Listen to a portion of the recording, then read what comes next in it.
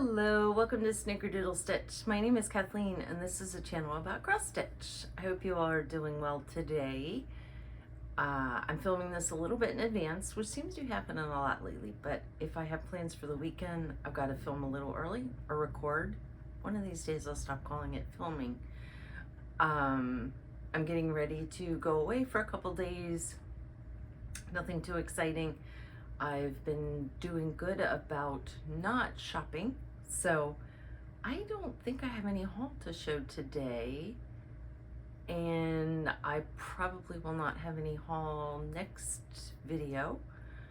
The one after that I might, because Labor Day weekend I'm going away for a quilting weekend, and there are a lot of market things. The virtual market is happening in a week, and so there's a lot of new things coming out. I've been checking out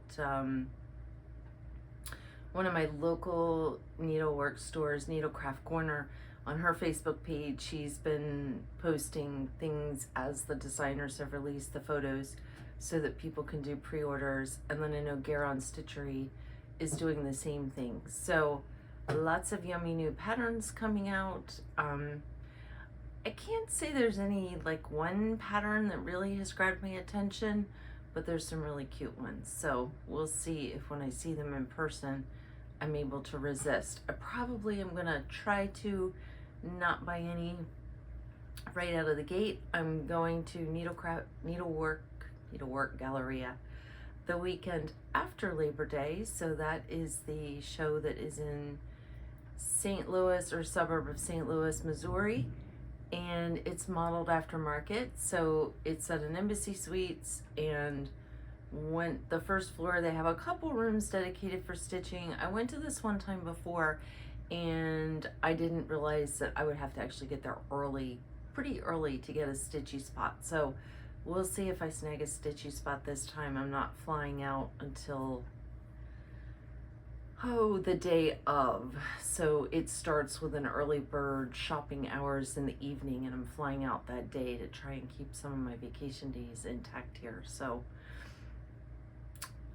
I'm trying to not do any shopping until I go to that, because that is going to be shopping extravaganza. I'm excited. There are some vendors that are going to be there that I haven't seen in person or seen a trunk show, so it will be fun to see them. So that's what I have coming up. So I finished 5 things, FFO'd 5 things this 2 weeks. And it's gonna look like I'm a little confused about the seasons.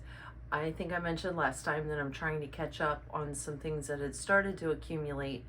So finishing FFOing stitched pieces was part of what I've done, and then I finished one quilt, another one quilting and binding and everything, and then I have 4 all prepped. The back's all pieced and squared up, and the front's squared up, and the batting cut, and 4 of them I'm actually taking to a long armor. So I've never used a long armor before.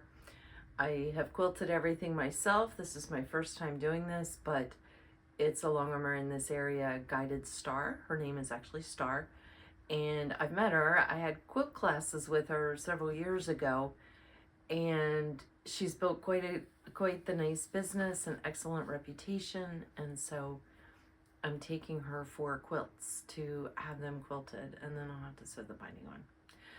But all 4 of them, the tops were pieced pre-COVID. And as I have been cleaning out the basement and tackling different things down there and looking to see what quilt projects, I have some quilt tops where the piecing is not complete. So I've got project containers for each of them, and I've been trying to get those in order and figure out what am I going to finish, what do I need to just disassemble from the box. Some things I'm taking to a local thrift shop this weekend when I'm away. There's a thrift shop called Reuse It in Lancaster County, and it's run by Mennonite charities. So anywhere that has Mennonite communities may have one of these stores. We have a couple of them in Lancaster County. But they do really well. Like, they're a place I know I can take quilting cotton, scraps and pieces, and they will sell there. There's a market for them. People will know what they are. If I took them to my local Goodwill, they'd just shred them.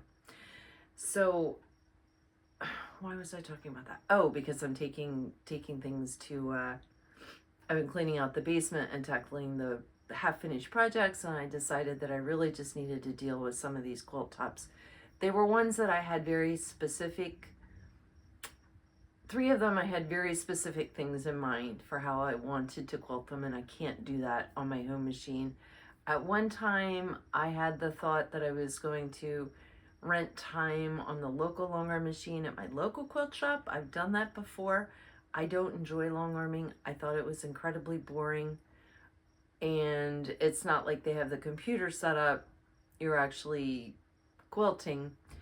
But it was boring. It was standing there for 4 hours and I was bored out of my mind. Maybe I wouldn't mind it so much if I had a good book on tape or something, but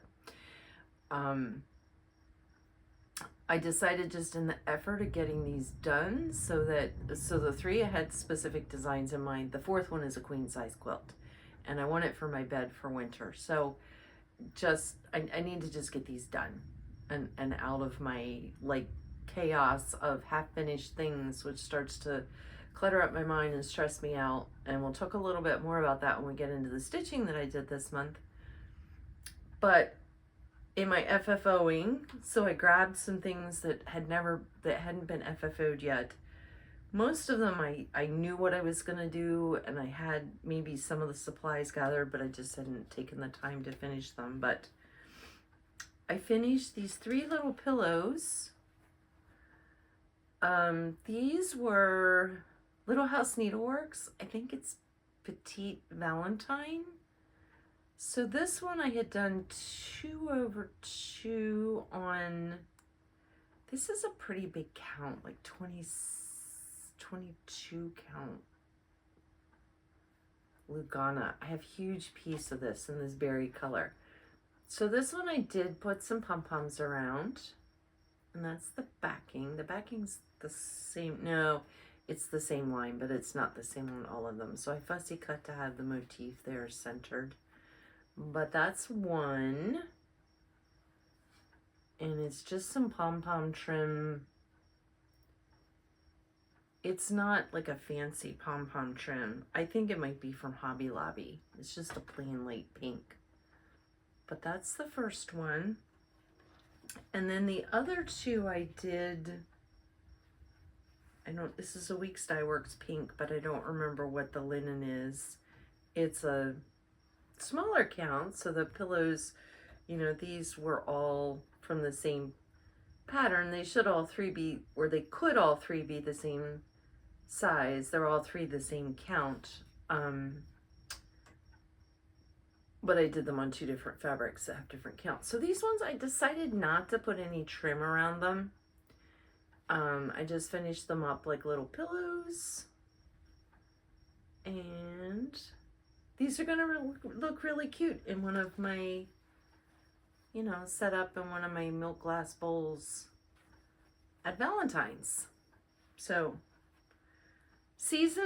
first season tackled in my FFOing. The second one, I had showed this last time. I had finished the stitching at Stitch, New Jersey. This is Heart in Hand, tiny town. It's called Frosty Town. This is on 32 count linen, and I did have to leave. There's a house missing in here, and there's a tree over here that I left off, and you can see it still was a tight fit. You know, I guess I could have trimmed it down more and not had anything to finish the edge, but that was the easiest way. But it just fit. I actually thought I was going to have about a 1/4 inch on each side, and it's more like an 1/8 inch on each side. So if I did one again, my original thinking, because I have a few of the tiny town patterns, and I don't love stitching houses. I just don't. They bore me out of my mind for some reason. But the tiny towns are tiny, so they go by fast, and I don't mind stitching them. But I think when I do any more, because my thinking was that I would do several of them and then I could just change them on this stand, and I'll show how this stand thing works in a minute here, but I would do them on 36 count or 18 count, Ada. I would do them on one or the other, and then the whole thing would fit. And, you know, it's going to leave a lot more space. The struggle is this 32 count fits nicely top to bottom, but side to side, they're a little bit too long. So this finishing piece is from Hobby Lobby. If you get it when the unfinished wood is on sale, it comes out to $3 something. It's like $3.75. It's under $4. And this just screws in.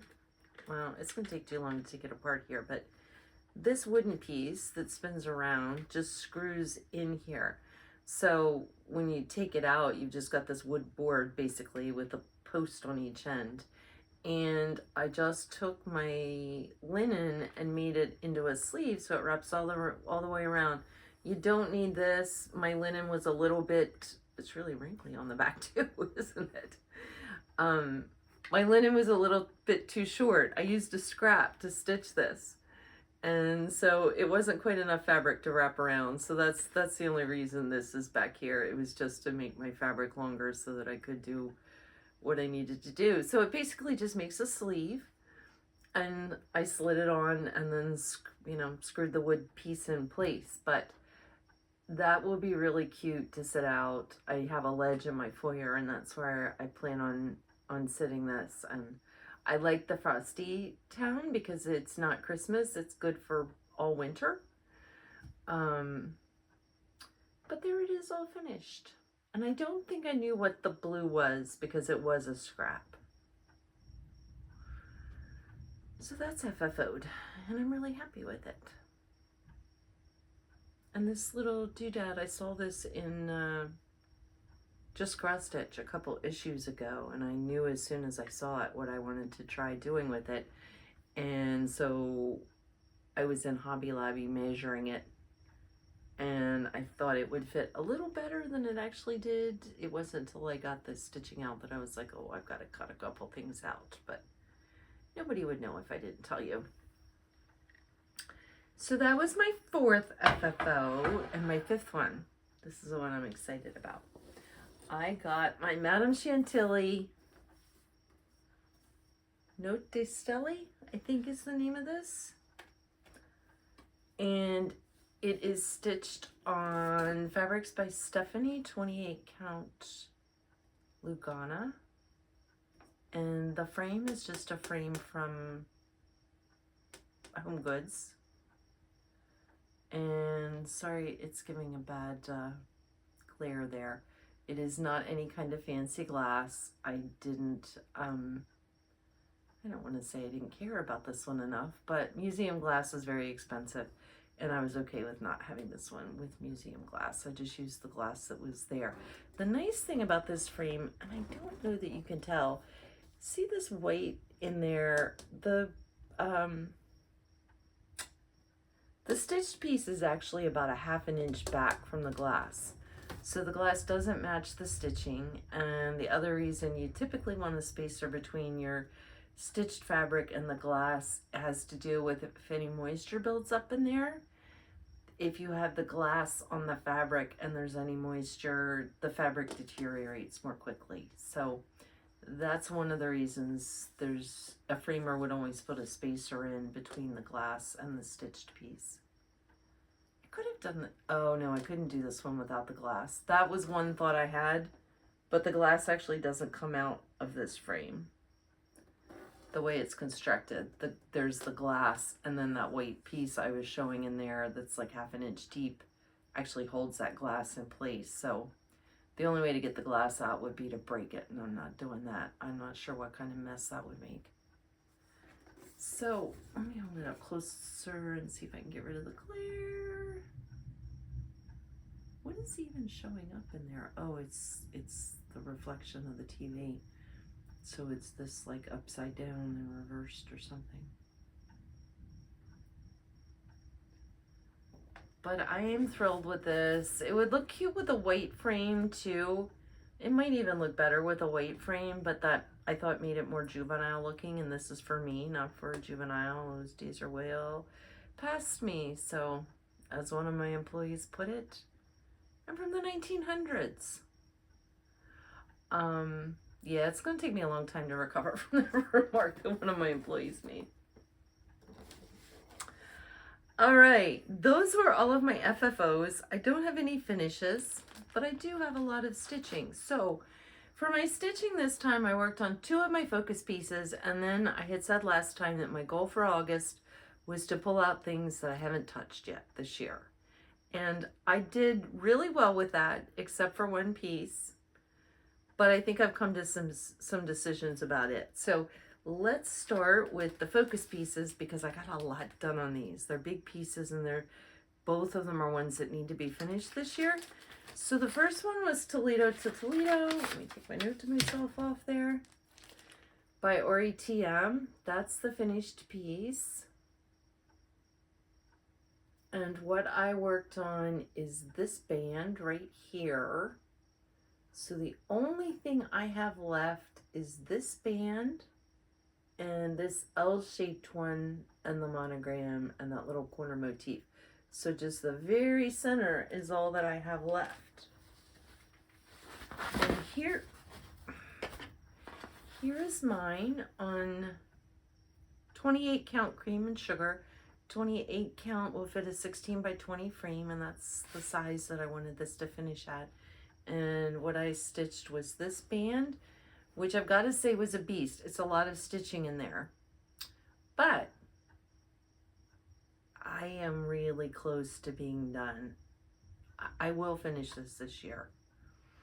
My goal is to finish that next band over here before you see me next time. And then in September, all I'll have to do is that L-shaped fancy piece and the monogram and that little corner doodad up there. I really want to have this finished by the end of September, because then I will get into fall and Christmas stitching, and it's such a short window for me stitching in season to stitch those that I won't want to work on at what I would call everyday pieces. So my goal is to finish this by September. You can see this is very dense. It was a lot of stitching in that band.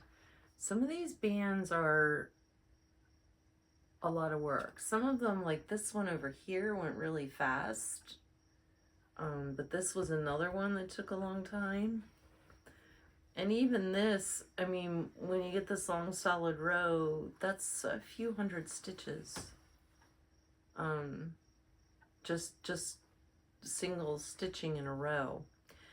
One thing I will point out from the pattern, and it is not in chart corrections on their website, the pattern has symbols that are incorrect in this band and this band. I haven't run into it anywhere else, but in both of these bands there were. So this band on mine is a cross between the colors that are in the picture and the colors that are charted. And then I had to make an adjustment. So see how these center squares are all like this light creamy gold? On the pattern picture, these are more greenish. So this X that goes through them all, I actually substituted and used green because I wanted to pull some green in. Also on the picture, that solid line that I was pointing out is in the dark midnight blue or twilight, whatever it is there. So if you're doing this, when you get to the bottom, you may want to cross-reference the chart and the picture and decide which you want to use. Like, see, if I show this, see that line is dark blue, and these middle little squares are more of a greenish, less gold.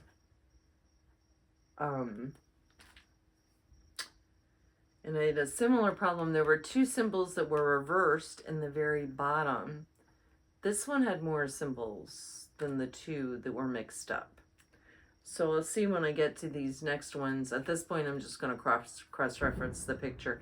There's only 7 different colors in this whole thing, so it's pretty easy to look at the picture and know what color you need to grab.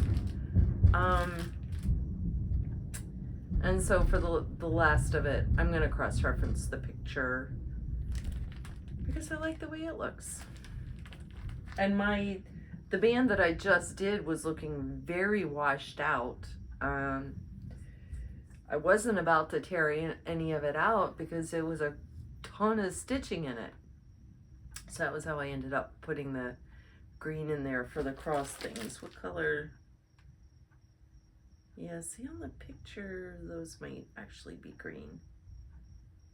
But I used a darker green because there's 2 greens. One and they're very similar, but one's a little bit darker than the other. And I used the darker one because this bottom, I mean, I think you can see it here.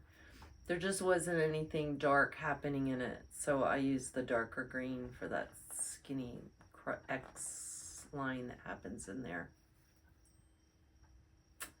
But I am thrilled with this. Sorry, I'm getting alerts that there's thunderstorms. Like, I didn't know. It's storming like crazy. All right, my next focus piece. Let me take those aren't notes, those were just marking. The Modern Folk Embroidery Put a Bird on It. This is a stitch along that EJ from Sunshine Stitchers is doing. If you're on Facebook, I recommend joining Sunshine Stitchers Facebook group. And there have been, I don't know, there's probably 100 people working on this and posting pictures in there, and it's been fun to see people that have done it in multicolors, and then it's probably pretty 50-50.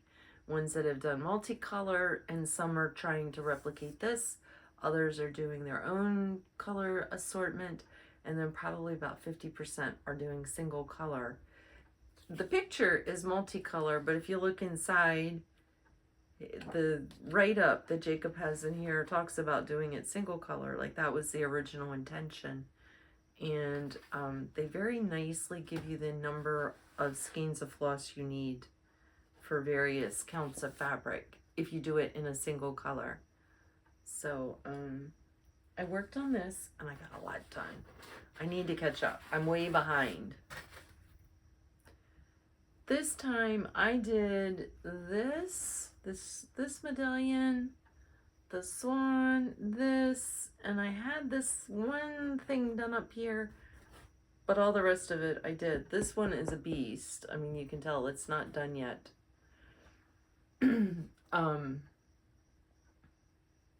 I will catch up on this here. I'll catch up on it by September. So September, I'm going to do Sampler September, and I'm going to pull out my Quakers to include them as samplers. I mean, this one is very Quaker samplery. I have an ink circles that's really just one huge medallion, but I'm going to pull it too. I haven't worked on it this year. This is on a piece of Lucana that I dyed myself. And I've mentioned before, I'm doing it with a silk floss. It's not as variegated as what it looks on the skein. So you can see a little bit, like right here, there is a lighter color and a darker color, but it's not quite as much as what I wanted. So there's the numbers, there's the alphabet, a little bit of both, that gets scattered around in there. I haven't stitched any of them yet, and that's been intentional because I think I'm gonna pull a different color floss to do the numbers and alphabet. Probably lighter, just because I don't want those to be what catches your eye when you look at this. I want them to be more like background. And if I do them in a darker blue, which I would love to blend a darker blue into this, but if I put them in a darker blue, that's what's going to catch the eye. So It's probably going to be a lighter blue or a gray. And this fabric that I dyed, you can see against the white board here that it's actually a little bit, it's a grayish blue. And it's a tiny bit mottled, but not a lot. Lugana doesn't model that much though, so.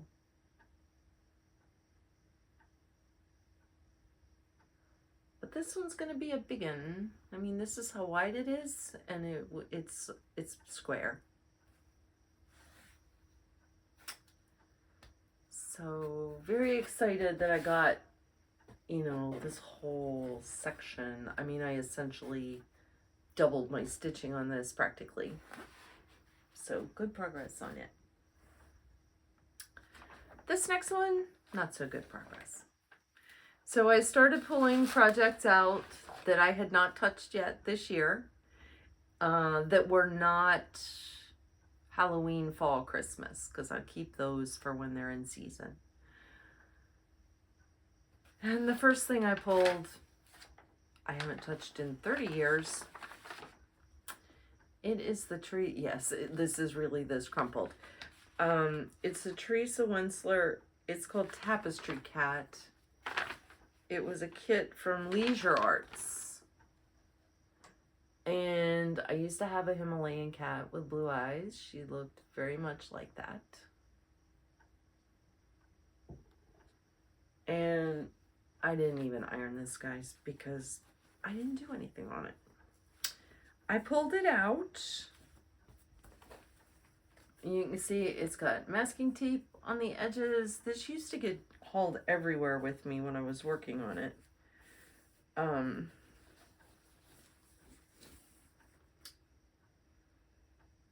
I have a lot done on it.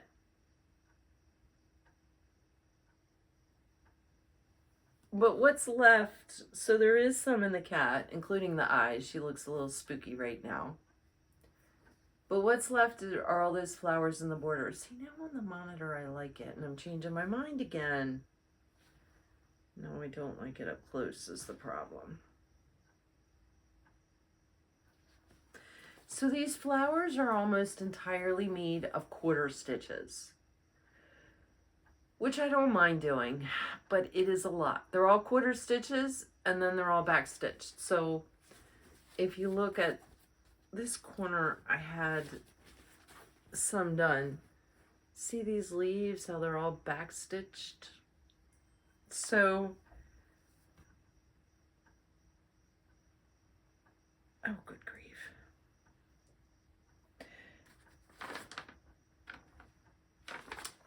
So they're all quarter stitches, and then all that back stitch. So I got this out. I had good intentions. I really did.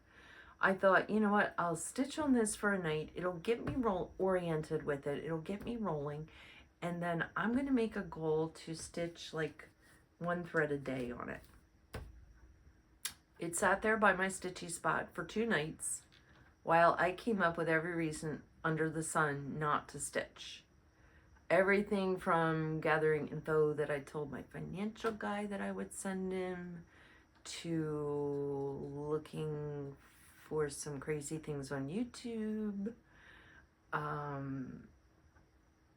I scrolled on Facebook, and I don't use Facebook.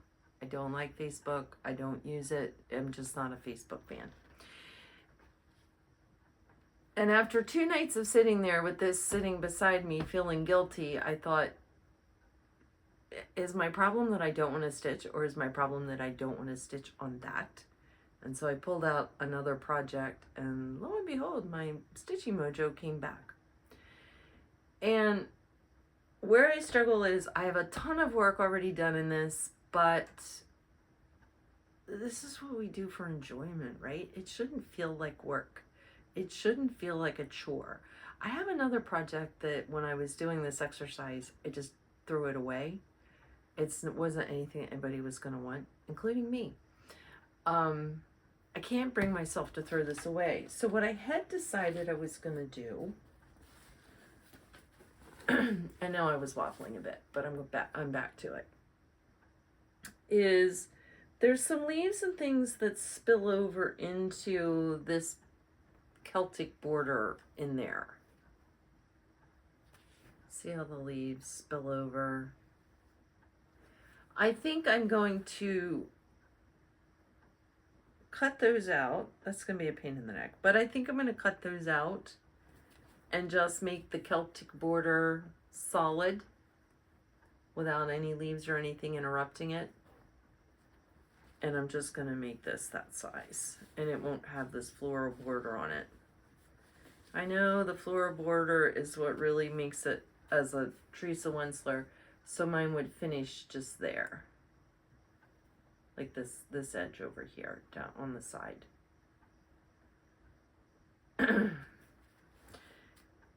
It's still a lot of stitching that I'm going to lose, but at this point, this is just sitting in my closet, in my row of project bags, and even when I pull it out, it's not getting worked on. So even though there's a lot of stitching in it, it's essentially just going to waste at this point because I don't foresee myself ever finishing this.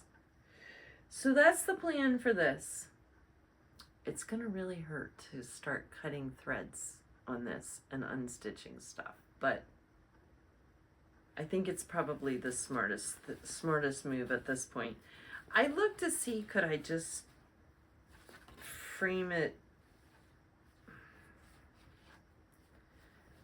like would the leaves look like they're just coming in from the edge? That might work instead of unstitching them, just stitching in the, let me see if I can get this to focus on this and not on my face. Just stitching in the empty spots, but leaving the leaves.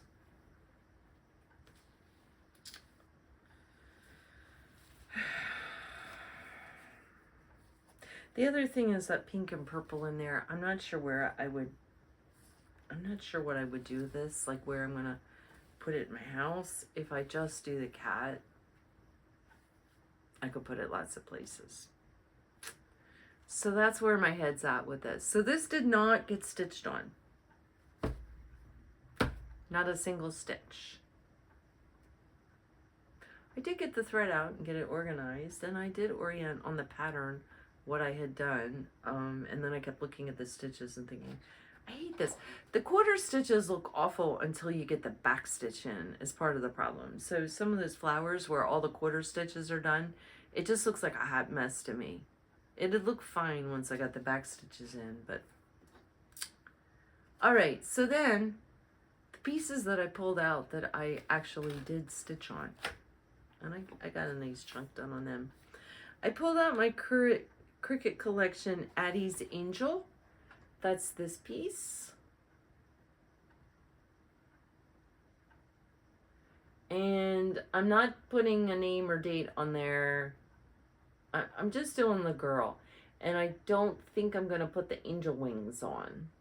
So it's just going to be the girl standing holding the heart. And all I had done before was her head. This is on 28 count Atomic Ranch Lugana named Freeze.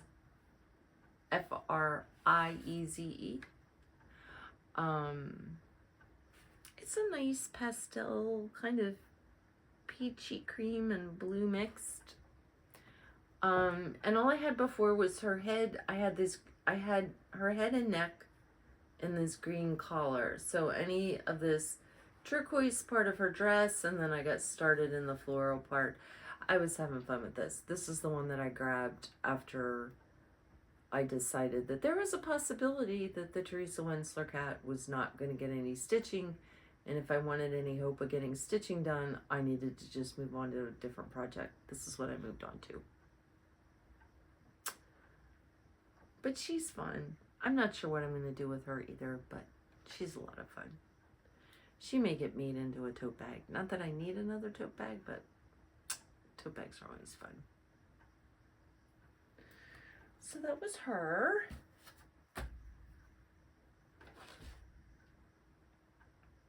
This next one is another one that I'm not loving stitching on. Remember when I mentioned on the Frosty Town I was okay stitching them because they were little. Well, I have the whole beach series of Country Cottage Needleworks, the Beach Boardwalk series that they came out with a couple summers ago. I think 2 summers ago.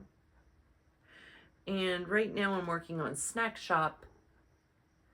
And there are 7 pieces in the series. There's 6 shops, and then the 7th piece is like a boardwalk marquee kind of sign. And I am never going to stitch 7 of these. I also have the full set of Glitter Village. Now, I bought those as a set on a D-stash. And I think I need to ditch them on the D-stash because I will never get through all, there's 9 of them. I'm never going to get through all 9. I just don't enjoy stitching houses.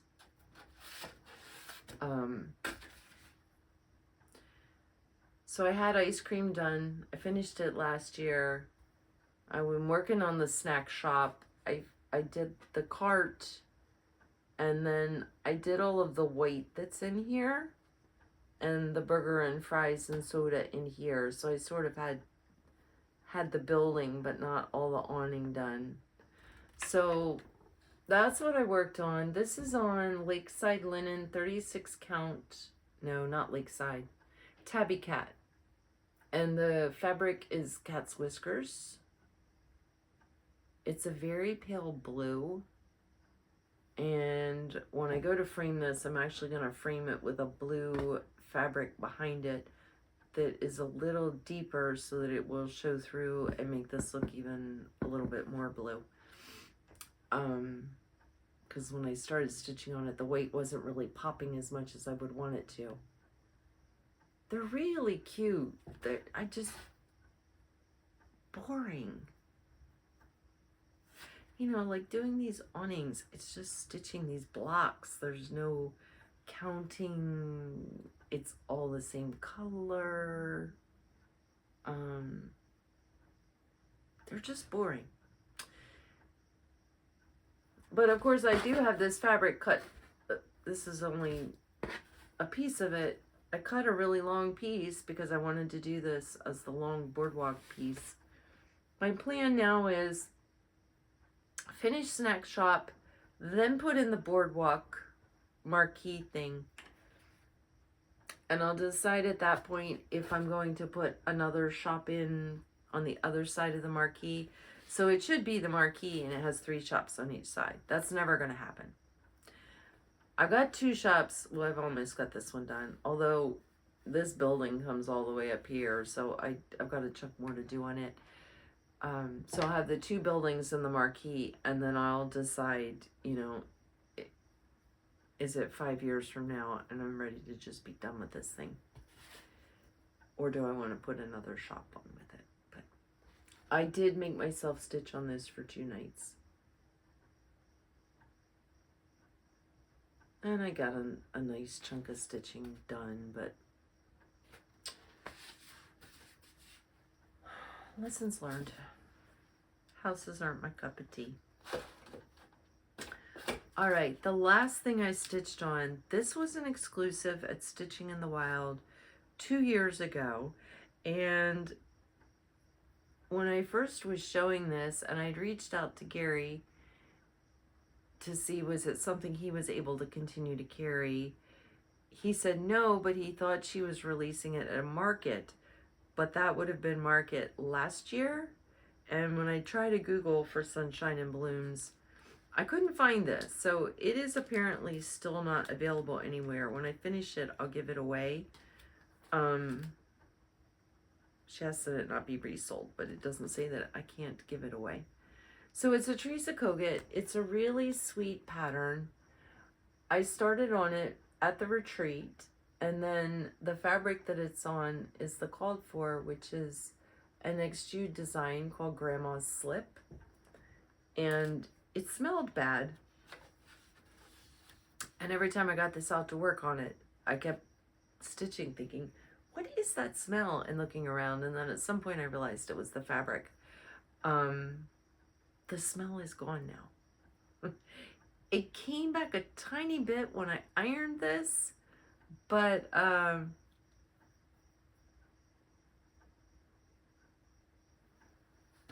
it dissipated again. So, and I got a lot done on this one too. So all I originally had done was the hill and then the framework, so the darker color in the basket. So I finished all the gold light color fill in and then all these leaves, and I finally got to start on the pretty colors. I have them here so you can see. These are the pretty, they're really pretty kind of rose and rose gold. It's Classic Colorworks Cherry Cobbler, Calico Kitty, and Colonial Rose. So Colonial Rose is one of the, it makes me think of the 1980s, but with these other two colors, I don't think that. So really like these other two colors. So I just started this flower because I wanted to get some of the rose colors on there. I think I'm going to pull this out again, sampler September, even though it may technically not be a sampler, but that's okay. I don't have a lot of samplers, but I do have a few that I haven't touched yet this year.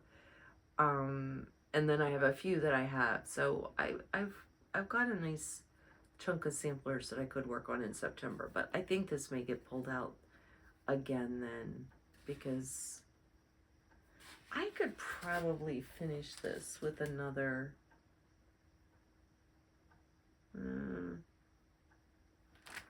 I forgot there was birds up in the corners too, and the flowers, but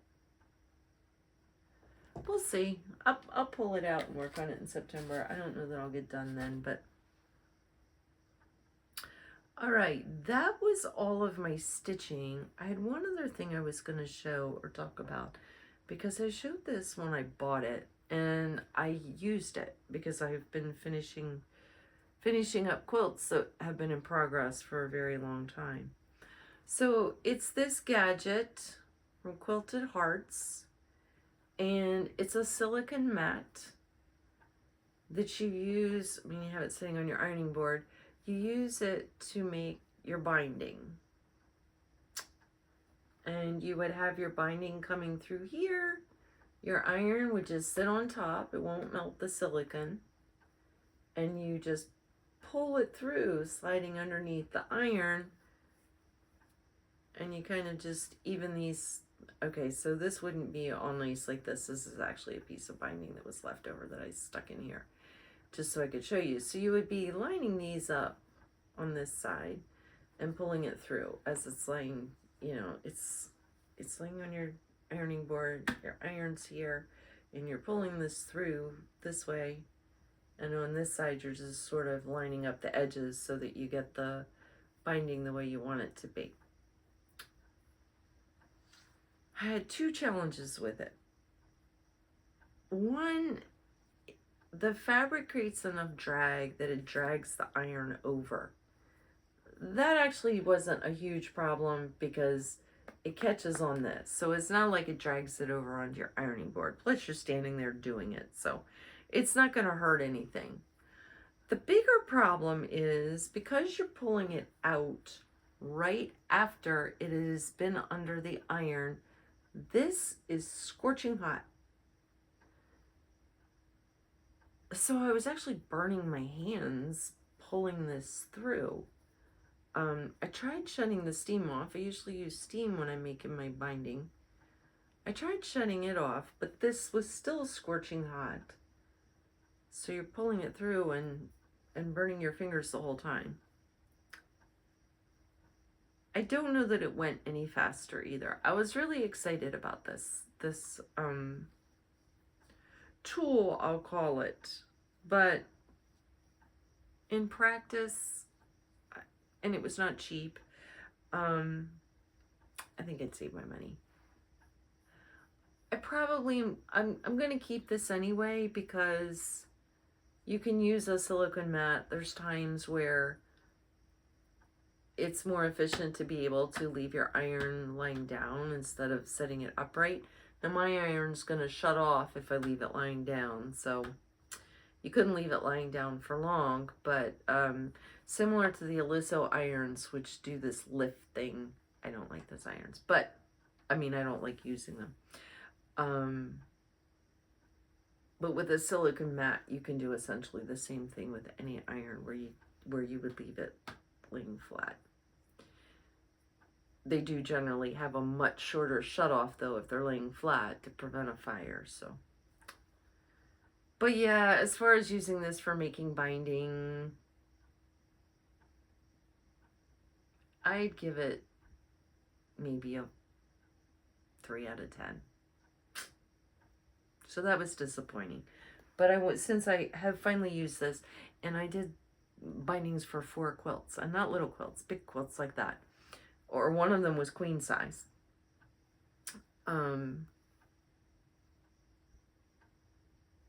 It gave me plenty of time to practice with this and really use it and decide yay or nay. And unfortunately, I would have to say nay. And I was excited for that. What time is it? 47 minutes. All right. I will show a piece of retro quilting. So we are still gathering.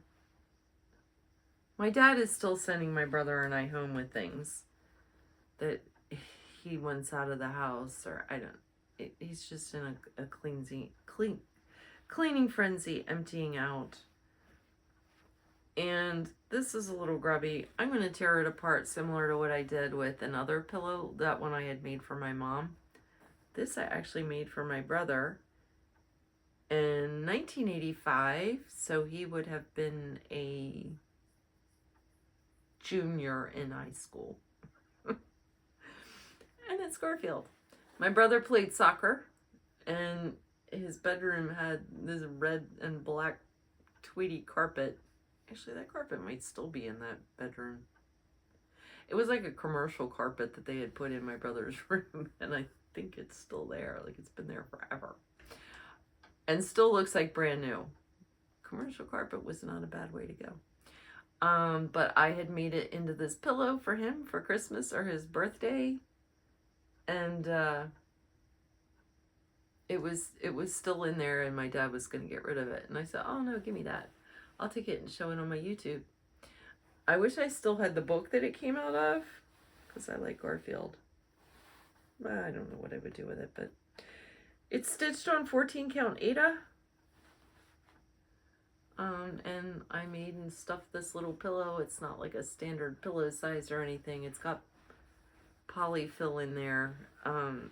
Actually, it's very lumpy, so my guess is it's not even polyfill. My dad worked for a company that was industrial, and they often had these weird things. His boss would do things like buy a warehouse and then move the warehouse. And often the warehouse would have things in it. And I know at some point we had these bags of this stuffing stuff, but it's not white and really smooth and fluffy like polyfill would be. It's more like a commercial stuffing that would get packed into something. And I think that may be what this is stuffed with. I just threw a bag of that stuff away. It was in the attic, and I told my dad get rid of it. But anyway, that was Garfield, 1985. This one I actually put a date on, so I know exactly when it was. It's all DMC. The pillow's a little grubby. So I'm going to wash this. Well, yeah, because it's been on that bed for 40 years. 40 years. No wonder my team's talking about things in the 1900s. That was a long dang time ago. On that note, I am going to wrap up for the evening. Yeah, I think that's it for tonight. And I will see you all again in 2 weeks, which is Labor Day weekend. So I should have the video the Friday before Labor Day. I have to I'm kind of hemming and hawing about that though, because the video I did 4th of July, nobody really, I think people are busy the holiday weekends.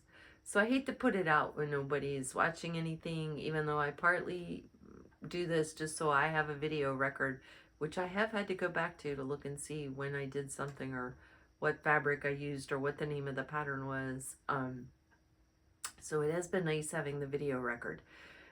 But I may record then and have it, we'll see. I will either have a video Labor Day weekend, which is 2 weeks from now. Is that right? Yes, it is. Or it will be the following weekend when I actually will be away at Galleria that Thursday through Sunday. So both weekends I'm going Thursday through Sunday.